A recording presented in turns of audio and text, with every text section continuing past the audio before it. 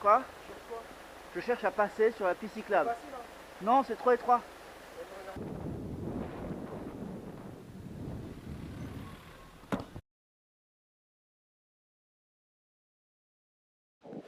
Bonjour à tous. Voici le trajet que je fais du travail à la maison. Je fais ce trajet 4 à 5 fois par semaine et habituellement il n'y a pas de problème. Cependant, il y a quelques points chauds que vous allez retrouver dans ce trajet que vous avez au complet. Je n'ai rien coupé de façon à couper court à toute polémique sur le fait de ne publier que les passages où ce sont les autres qui font des bêtises. Donc vous avez l'intégralité de mon trajet, inclus mes bêtises à moi, puisque, bah oui, comme tout conducteur, on fait aussi parfois des bêtises. J'essaye cependant que mes bêtises n'aient aucun impact ou effet sur tous les autres usagers de la rue, à savoir les piétons, les cyclistes, les deux roues, les quatre roues, les camions, etc. Il peut y avoir certains feux que je passe, ils passent au vert un quart de seconde après que je sois passé. C'est-à-dire c'est déjà rouge depuis longtemps en face, mais pour le coup vous ne le voyez pas à la caméra. Il y a certains feux que je passe, mais parce qu'il y a un panneau M12 qui m'autorise à, dans le respect des priorités, donc des piétons et autres véhicules, à passer quand même.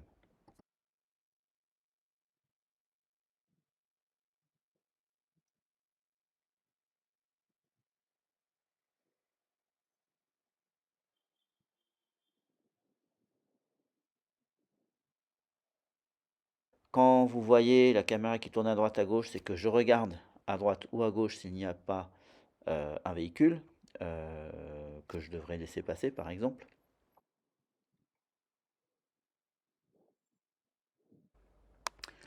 Par ailleurs, je roule avec un vélo de route assez léger, moins de 10 kg, et j'ai une vitesse qui varie à peu près entre 20 et 30, 32 km/h quand il n'y a pas de vent de face, etc.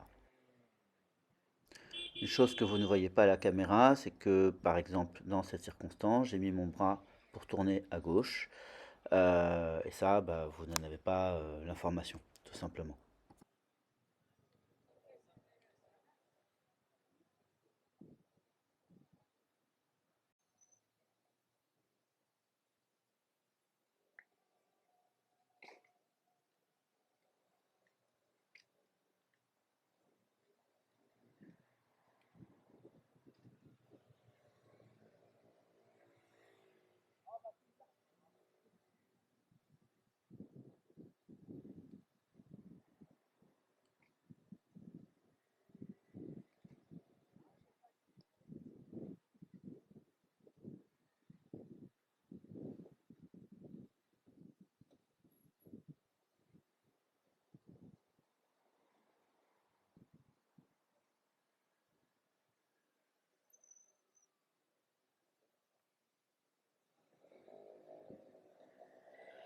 Vous allez voir, je change de lumière, c'est-à-dire que à l'occasion, je mets un flash plus fort de façon à être vu et de façon à ce qu'on ne me coupe pas la route. Et parfois, j'utilise un klaxon qui est à air compressé et qui me permet d'être entendu de façon à ce que quelqu'un qui serait en passe de me griller une priorité au dernier moment s'arrête et me laisse passer. À ce propos, j'essaierai de publier une sorte de compilation de tous les moments où ce klaxon ou cette lumière flash m'a évité d'avoir moi à laisser passer quelqu'un alors que c'était moi qui avais la priorité. Le tout pour ma sauvegarde, bien sûr. Mais donc ça m'a permis eh bien, de continuer mon chemin sans avoir à freiner outre mesure et de faire en sorte que ce soit l'autre qui respecte le code de la route, tout simplement. Cette caméra qui est de qualité très médiocre me sert essentiellement de dashcam, c'est-à-dire de témoin vidéo en cas d'accident, délit de fuite ou autre, de façon à avoir une version la plus objective possible au-delà de ce que chacun pourrait dire de la situation. Elle n'était donc pas destinée à faire des partages sur YouTube, mais voilà, ça marche aussi. Elle est fixée au sommet de mon casque, ce qui est à la fois pratique puisque je n'ai pas besoin de m'arnacher avec, et en même temps ça permet d'avoir une vision assez large de la situation. Autre chose, quand j'ai besoin de doubler un cycliste dans une piste cyclable, j'avertis avec une petite sonnette de façon à ce que l'autre ne soit pas surpris de mon dépassement et aussi de façon à l'inviter à se serrer légèrement à droite de façon à ce que moi, en me serrant à gauche, je puisse le dépasser en toute sécurité. Voilà. Alors je dis souvent le cycliste, mais ça peut être la cycliste, mais bon, je rentre pas dans ces détails à chaque fois.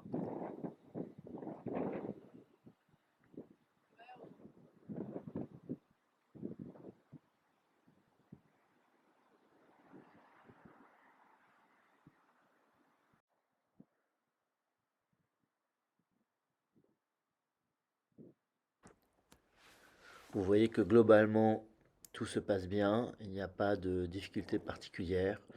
La plupart des automobilistes ne doublent pas au-delà de 30-35. La plupart respectent le fait de rouler sur leur voie et non pas sur la piste cyclable. Globalement, par rapport à il y a 1 an ou 2 ans, je trouve que la qualité de circulation dans Paris s'est nettement améliorée en tant que cycliste. On arrive ici à un carrefour un petit peu dangereux où les voitures ont tendance parfois à venir sur la piste cyclable pour passer. Ou voilà, c'était limite. Et évidemment, une voiture qui vient empêter sur la piste cyclable pour passer quand même, sans clignotant, sans avoir regardé dans son rétroviseur, c'est pas ok. Ça met en danger la vie d'un cycliste. Il faut bien rappeler que dans le code de la route, quand on change de voie, on n'est pas prioritaire, même si on a mis son clignotant.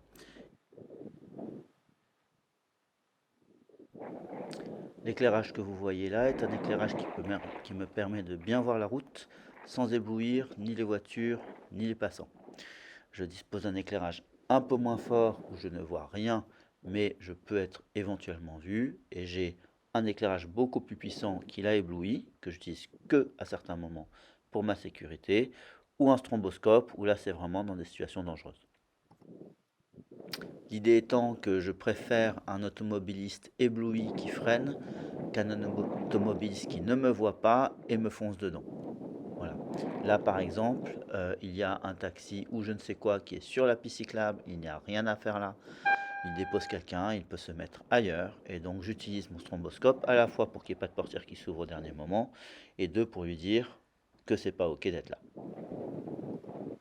J'ai aussi utilisé mon klaxon à air comprimé de façon à réaffirmer le fait qu'il n'a rien à faire là. L'idée étant que peut-être qu'à force de cyclistes qui manifestent leur mécontentement, les automobilistes finissent par respecter un peu plus les règles communes qui nous permettent de circuler autant en sécurité que possible.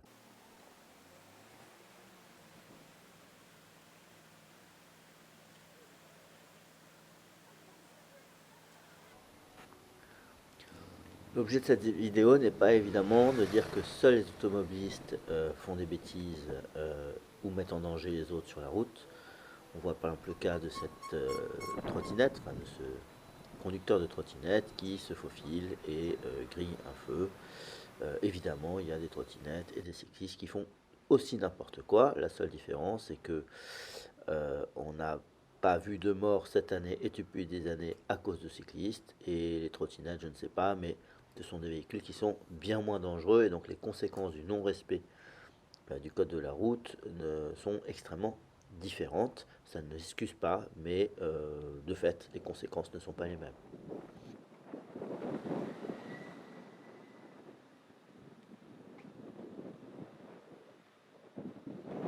Donc pour vous donner une idée, par exemple, là je roule à 25-27 km/h.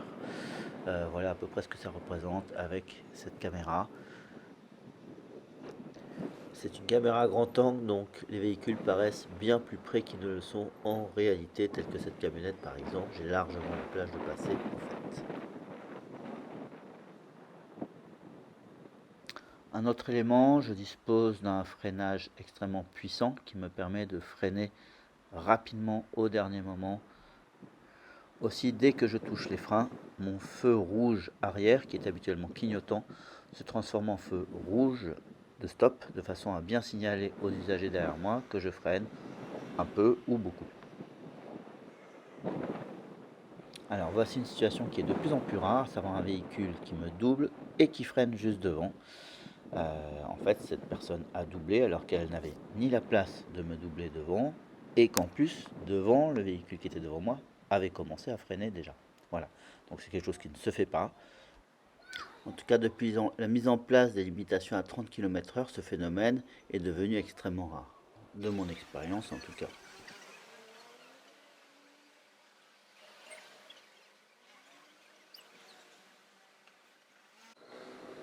Une chose aussi pour les autres cyclistes, là il y a actuellement un scooter sur ma gauche qui roule à ma vitesse tout en essayant de me dépasser légèrement.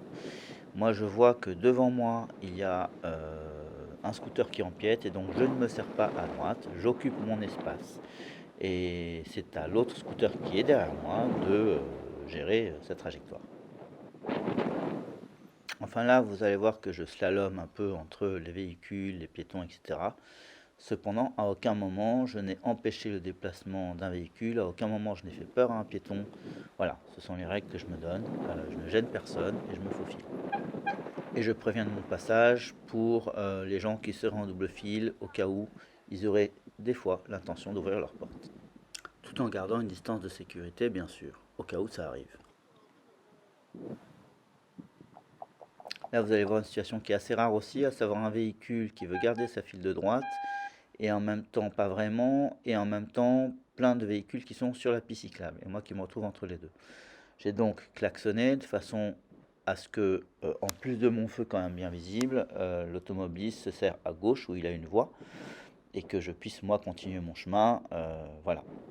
Et sur cette porte, la porte de Montreuil, que je n'emprunte pas la piste cyclable pour plusieurs raisons. Là, je mets mon feu au maximum de façon à être bien vu. Je roule à peu près à la vitesse des véhicules, entre 25 et 30 km/h. Donc je suis vraiment dans le flux de circulation. Pourquoi je ne prends pas l'ensemble des pistes cyclables qui ont été faites et qui sont non définitives pour l'instant? Tout simplement parce que là, vous voyez, j'ai fait une traversée sans arrêt, sans avoir à redémarrer, sans griller le moindre feu. Si j'avais pris la piste cyclable, j'aurais eu 2 feux rouges, 2 arrêts, 2 redémarrages, alors que je suis en motricité musculaire. Voilà, les pistes cyclables étant à cet endroit-là non obligatoires, je me permets de m'insérer dans le flux de circulation en étant bien visible et à la vitesse du flux de circulation.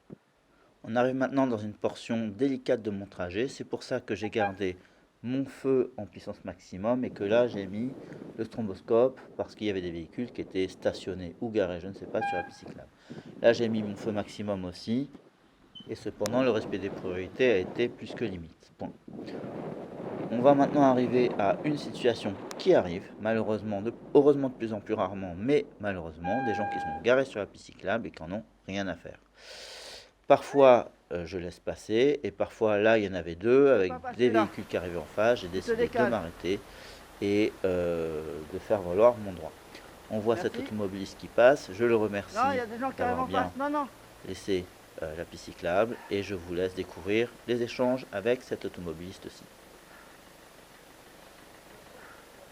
Quoi? Je cherche à passer sur la piste cyclable. Non, c'est trop étroit. Ok, je te raye la voiture, il se passe quoi? Il n'y a pas de soucis, tu peux la Tu peux passer? Non, j'ai pas envie. Pourquoi je fais des histoires là? Mais parce que tu es sur la piste cyclable et vous êtes trop nombreux à faire ça. Je suis en train de t'expliquer. Tu veux écouter ma réponse? Ouais, avec des gens qui arrivent en face, c'est son choix. C'est sa liberté. Tu as arrêté pourquoi? Il y a des raisons pour laquelle tu as arrêté? Oui, bah tu te mets là, tu te mets là-bas. T'es pas obligé de te mettre là où il y a des vélos qui passent, c'est grosserie quand même. Il n'y a pas de soucis, d'accord. Là, ok. Si je me suis arrêté, c'est une raison. Mais il y a toujours une raison. Moi je vais me mettre au travers de la route, il y aura une raison aussi. Bah oui, sûrement. Voilà, je le fais pas. Et parce que je vais faire chier le monde. Voilà, et c'est pareil. Mais non, parce que là vous avez aucune raison de me mettre au milieu de la route là. Ah bah tu sais pas. Bah allez-y, mettez au milieu de la route, je vous en prie. Mais j'ai pas envie. Bah voilà, non, voilà. Faites pas. Moi mais j'ai donc... envie de me mettre ici, je me mets ici. Eh ben c'est interdit. Bah ça va, je me mets ici. Voilà, et ben donc j'ai le droit de te faire chier parce que tu fais quelque chose qui m'emmerde. Tu comprends? Je me mets pas là pour te faire chier. Non, tu fais chier tous les vélos, c'est pas pareil. Non, je me mets là parce que tu dois m'arrêter. Oui, bah tu t'arrêtes là-bas, tu t'arrêtes là. Il y a plein d'endroits, tu n'es pas obligé de choisir une piste cyclable, c'est ton choix. Mais oui, mais mon choix c'est de me mettre là pour éviter de gêner le moins. Voilà, et donc mon choix, c'est de ne pas me laisser emmerder par des gens comme toi. C'est tout. C'est ça. C'est pas passé? Ben, je vais attendre que ça passe, regarde. Il y a des gens là. Il y a un gars qui est avec je sais pas quoi qui est obligé. Voilà. Et quand il y a des gens avec leur bébé sur le vélo, c'est pareil. Voilà. Bah oui, c'est chiant, je sais bien que c'est chiant. Putain. Et ouais, faire chier les gens, c'est amusant. Voilà, donc il a préféré s'installer et faire semblant de dormir dans son véhicule. Et évidemment, moi, mon intention n'était pas de dire ah oui, c'est vrai, t'as raison, je peux quand même passer. Le sujet, c'était de faire valoir mon droit à utiliser la piste cyclable tel que c'est normal, et lui à utiliser sa voiture tel qu'il doit le faire. Et s'il a besoin de s'arrêter, il s'arrête ailleurs. Point. Voilà, donc j'étais aussi un peu de mauvaise foi en disant que je pouvais pas passer, j'aurais pu très bien passer, mais comme je vous l'ai dit au début, j'ai fait le choix, parce que j'en avais un peu marre, là, de dire non. Voilà, en espérant que peut-être, la prochaine fois, ils réfléchissent à 2 fois avant de se mettre sur la piste cyclable. Grosso modo, c'est le seul intérêt de la chose, hein. Et éventuellement que d'autres automobilistes qui passeraient ou des piétons qui sont automobilistes voient ça et se disent tiens, la prochaine fois je vais peut-être pas faire pareil que ce mec là. C'est à peu près le seul objectif de pourquoi je me suis arrêté et pourquoi j'ai discutaillé la chose avec ce monsieur. Encore une fois, la plupart du temps, et vous l'avez vu d'ailleurs, il y a eu plusieurs fois l'occasion de pistes cyclables largement occupées. Je suis passé en passant un coup de klaxon histoire de dire je suis pas content et c'est tout. Alors là, nous arrivons à un endroit extrêmement critique où il y a un cédé le passage de la part des automobilistes de façon à laisser passer les vélos dans les deux sens, puisque nous sommes sur une piste cyclable double sens. Et là, vous voyez, j'allume mon phare à grand. Connard! Et pour autant, le monsieur passe quand même. Bam! Voilà. Alors, je vous rassure, c'est ma main qui a tapé sa carrosserie. C'était encore une fois aussi pour lui faire signe que c'est absolument pas ok comme conduite et de pas laisser passer la chose, ne rien dire et me faire tout petit. Ce sont ce type de comportement qui envoie des gens à l'hôpital et c'est pas ok. J'avais bien vu ce véhicule à l'avance, j'aurais pu ralentir, j'aurais pu freiner, j'avais toutes les marges de sécurité à ma disposition, mais c'était dire bah vas-y, continue à passer et griller, laisser le passage. J'ai fait le choix de lui montrer que c'était pas ok de façon à ce qu'à l'avenir il regarde quand il y a un cédé le passage. Et c'est pas parce que c'est un vélo qu'on peut passer et faire n'importe quoi. J'aurais été un bus ou un gros camion de 38 tonnes, il se serait arrêté sans aucun doute. Voilà. Donc moi j'ai toujours été en sécurité dans cette circonstance et à aucun moment je me suis mis en danger. Pour conclure, je vous montre ce même endroit 2 jours où là mon klaxon a pu servir puisque l'automobiliste qui s'apprêtait à me griller la priorité s'est arrêté au dernier moment. Voilà, donc ça vous montre l'utilité d'un klaxon que les automobilistes peuvent entendre, fenêtre fermée. C'est vraiment un dispositif qui m'a permis à de très nombreuses reprises de continuer mon chemin en m'assurant le respect des priorités de la part de véhicules, camions, parfois même. Si ça vous intéresse, je pourrais faire un sujet dédié à ce klaxon. Vous pouvez le dire en commentaire et je verrai si je fais ça. J'espère que cette vidéo vous a plu et bon trajet à vous, en vélo, ou que ce soit, ou en voiture d'ailleurs, ou tout autre mode de circulation.